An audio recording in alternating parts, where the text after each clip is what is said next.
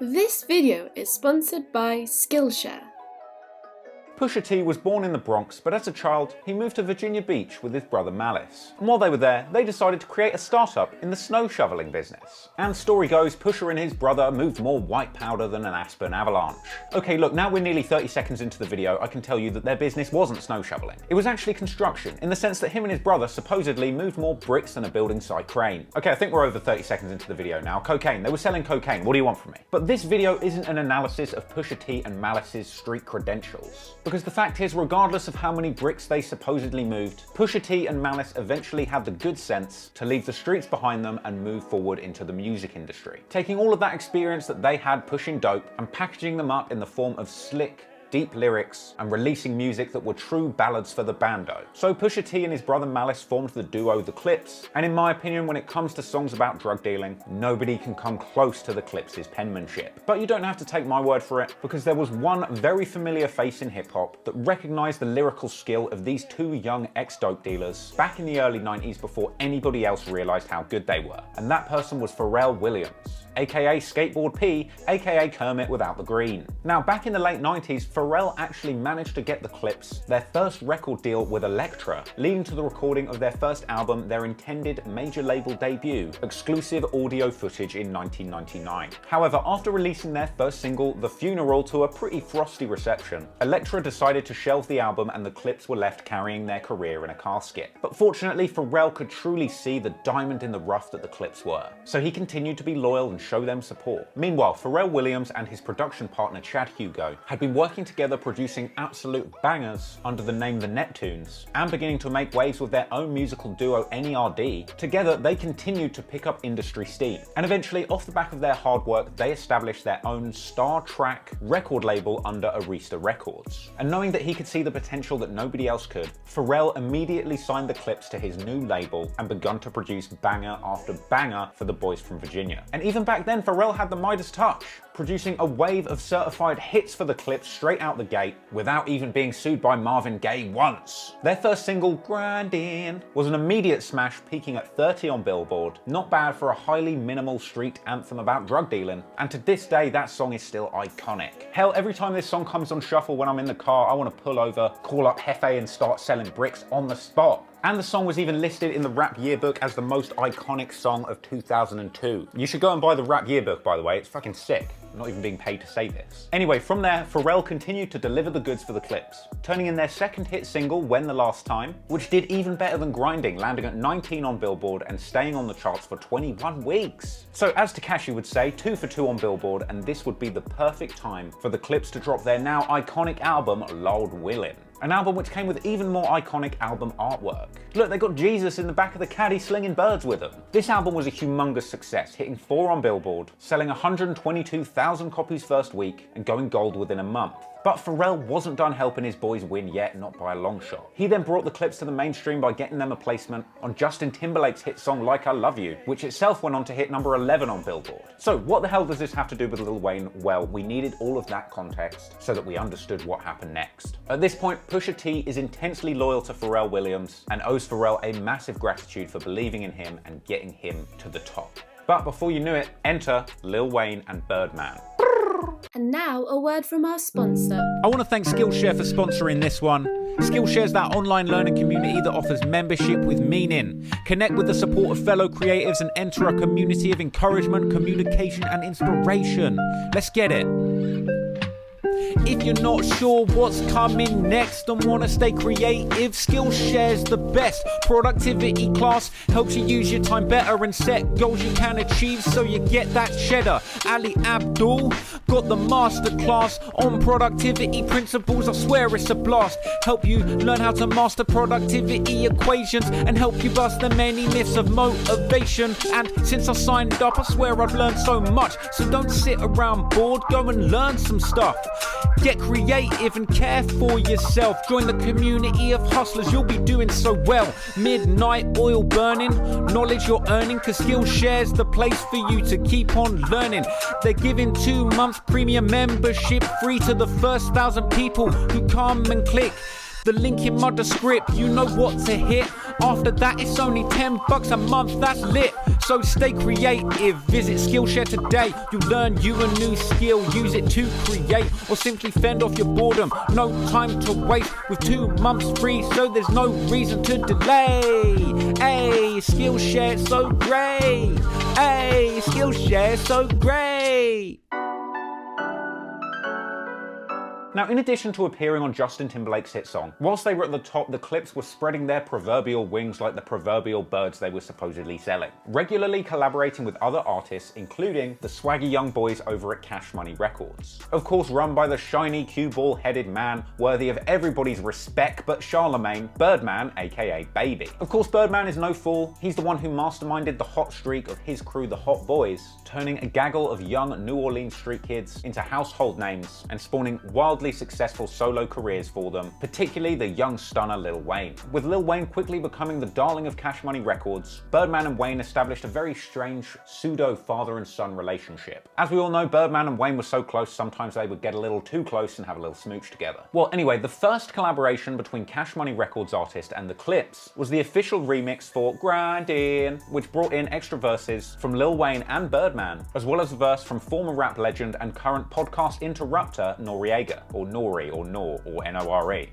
Guys, yeah, nah. And let's not forget, this is the same year that Pharrell Williams had worked his magic and used his Midas touch to produce and feature on Nor's smashed hit, Nothing, or Nothing, which had gone 10 on Billboard. Anywho, the Grindin' remix and the first big public collaboration between Cash Money, Star Trak, and the Clips seemed to go pretty well. Even though, for the record, Birdman's entire verse does steal Clips' verse from the original, because the stealing of source is going to be very relevant to this story in a bit. And in Cash Money's defense on the Grindin' remix, Lil Wayne's short but sweet verse is genuinely very impressive. And so, with that song being a success, and it being pretty clear that Pharrell Williams and the Neptunes seemed to be able to pull a hit song out of their arse at a moment's notice, of course it made sense for Birdman to enlist the help of Pharrell and the rapping services of the Clips for his next smash single, What Happened to That Boy, which frankly, in my opinion, is probably Birdman's best performance on a record ever. Of course, What Happened to That Boy came with a very ballerific Cash Money looking music video, where we see Birdman wearing clothes so big it looks like he shrunk in the laundry. Now, What Happened to That Boy is, in my opinion, one of the hardest rap songs in history. Of course, it put Birdman's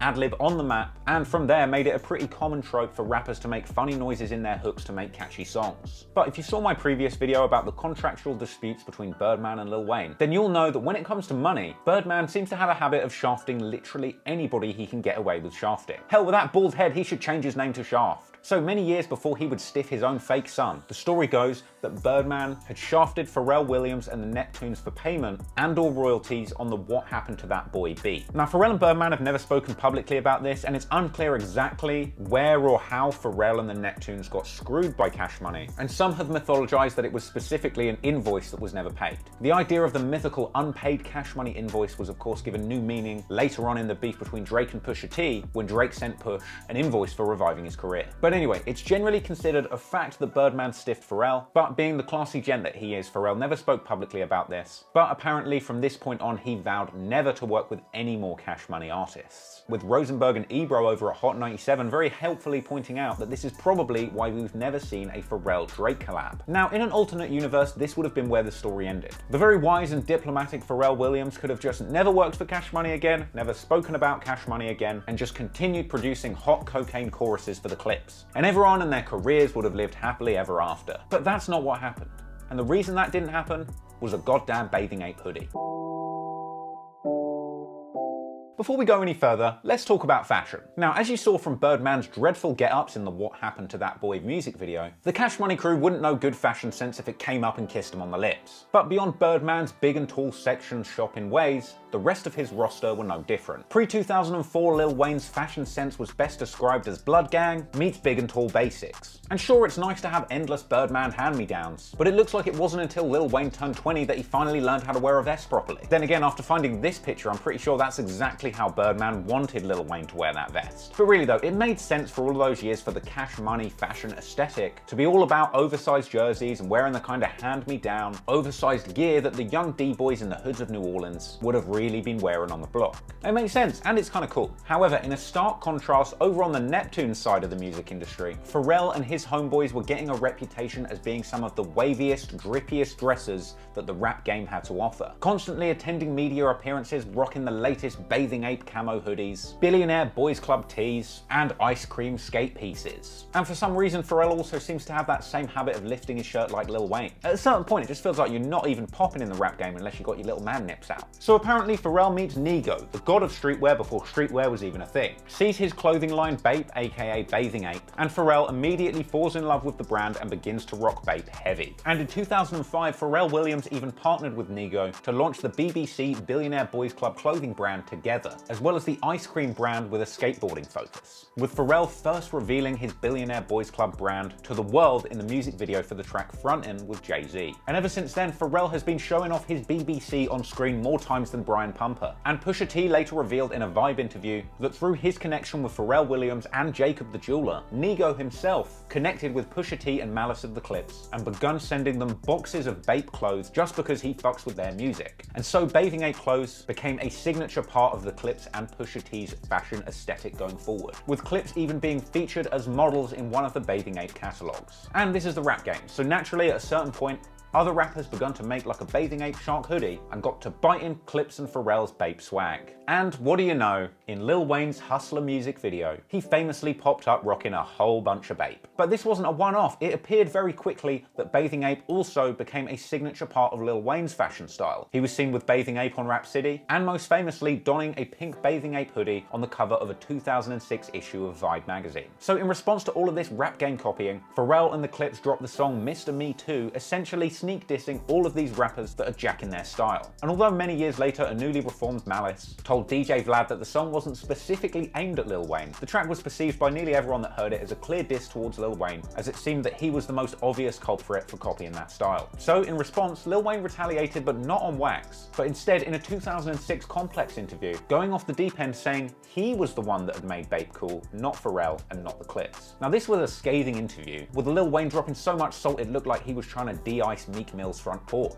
even addressing the Clips directly in this interview and ending up in a tense back and forth with the interviewer. When asked about accusations of biting from the Clips, with reference to both the Bathing Ape style and rapping about drug dealing, Lil Wayne essentially said that he raps about being rich, not selling coke. Not so sure about that, Wayne, and underhandedly questioned why the Clips would need to rap about coke if they're actually rappers. But the interviewer continues to prod, which seems to annoy Wayne, who protests that he's got 5 platinum plaques, why does he need to rap about Bapes when he's got his own clothing line coming? And then, much like Donald Trump looking directly at the sun, Wayne says that he don't see no fucking Clips, suggesting that they were the ones that had to do a song with Birdman just to get hot. Come on, Wayne, no one really wants to do a song with Birdman. You only do a song with Birdman to stop him trying to kiss you. Anyway, Wayne goes on to double the disrespect, saying who the fuck is Pharrell, and saying he doesn't respect him. And in a final snake move, Lil Wayne says that Pharrell wore Bape and people thought it was weird, but when Wayne wore Bape, people thought it was cool and he made it hot. Which kind of contradicts his whole defense against being a biter, but whatever. But then he finally calls them all out for even talking about him on that record, calling them fakes for dissing him for wearing Bape, and then essentially saying that if they come to New Orleans with that bullshit, they are getting moidered, suggesting that they're dissing him in interviews, but they are not likely to bring that energy to him in person. Now, Pusha T immediately rebuffed Lil Wayne in an interview on a Virginia radio station, saying that Wayne is a biter and that he's showing bad judgment with those comments, suggesting that Wayne is just courting beef to try and promote his new album. And Pusha later replied specifically to this interview, referencing Wayne's fake tough gangster killer talk at the end, rebuffing Weezy in a hilarious fashion.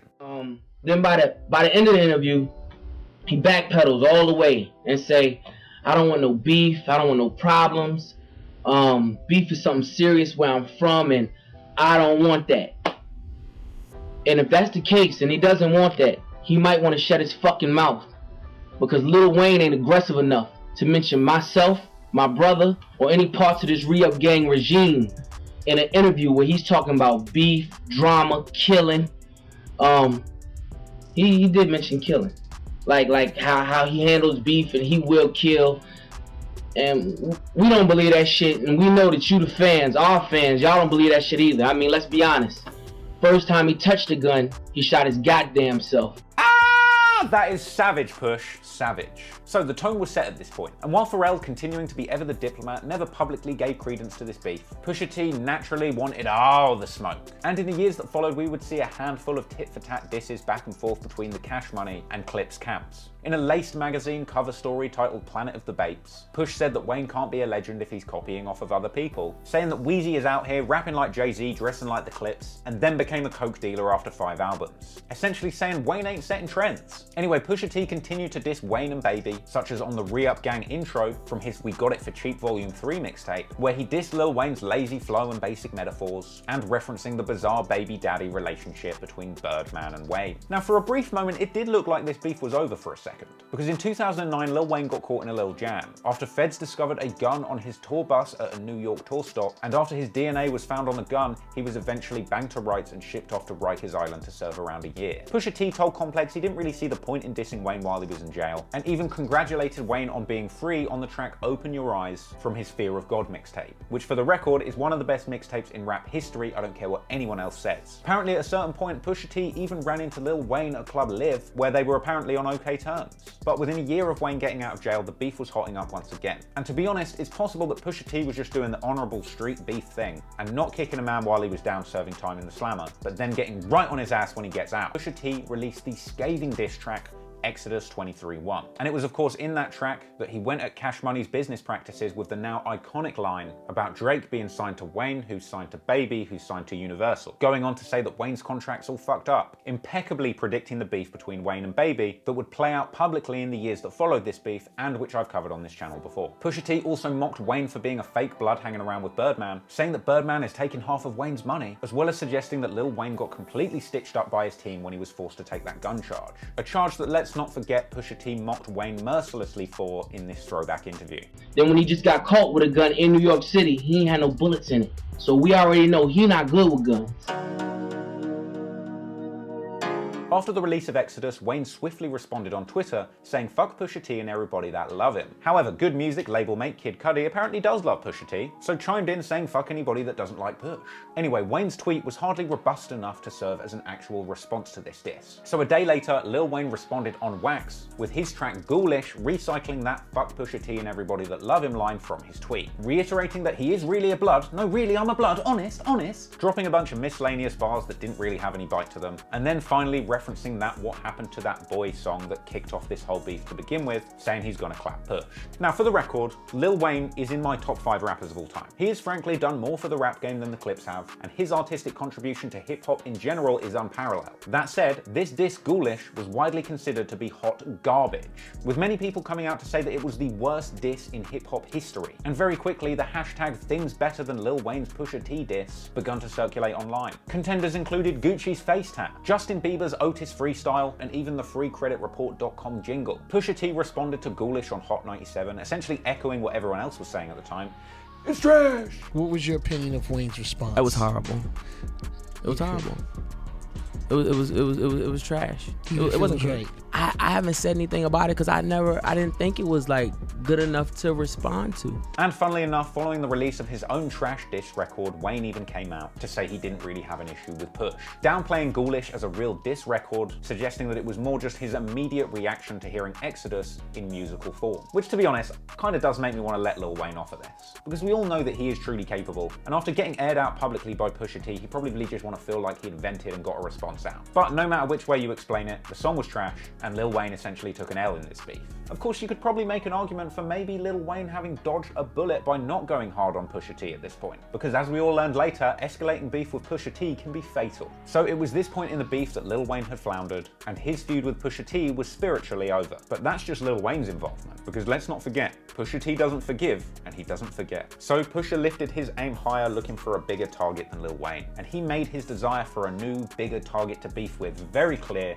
on the track New God Flow with Kanye West, even elaborating in an interview with Hip Hop Wired that he felt that Wayne's response on Ghoulish was so bad it wasn't even worthy of a response. And so when it came to New God Flow, Pusha T used this as an opportunity to pick on the ops standing either side of Lil Wayne, elaborating that his lines in that song were specifically aimed at Birdman because he didn't like something that he had said about good music in an interview. This was a reference to a 2012 interview with Complex, where Birdman questioned what good music had going on musically other than Kanye West. So Pusha T used his appearance on New God Flow to prod Birdman with lines like "claim they 5 stars but they sell you dreams," a reference to one of Birdman's nicknames as the 5-star stunner, and his tendency not to pay people. Elsewhere, Pusha T talks about coming on board to good music to be to Kanye what Shine was to P. Diddy back in '99, i.e. his shooter. But of course, in this case, metaphorically, shooting at Kanye and Pusha T's record label ops rather than randos in a nightclub like Shine did. At this point, metaphorically firing back at the likes of Cash Money, Birdman, Lil Wayne, and of course their new biggest star artist and emerging enemy of Kanye West,